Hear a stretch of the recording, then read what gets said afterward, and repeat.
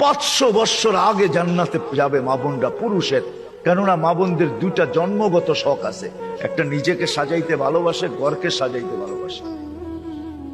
এই জন্য দেখবেন সারাদিন ঘ্যান ঘ্যান করতেই থাকে, এটা আনলে ভালো হইতো না, ঘরটা একটু সুন্দর হইতো না, এটা হইলে একটু সুন্দর হইতো না। কিন্তু ওই যে অভ্যাস নিজেকে সাজানো আর হলো ঘর সাজানো, বিল্ডিং শিল্ডিং হয়ে গেছে। ছোটবেলা তো আমরা দেখছি, ঠিক না? কি বলেন, মাটির ঘর, এটা জানি কি বলে, উঁচা থাকতো না, উঁচা, তো কি বলে, হ্যাঁ পিরা, পিরা, হ্যাঁ এটাকে সপ্তাহে লেপতো, ঠিক না? ওটার ভিতরে আবার ফুল আঁকতো, ঠিক না? হায় হায় হায়, সব।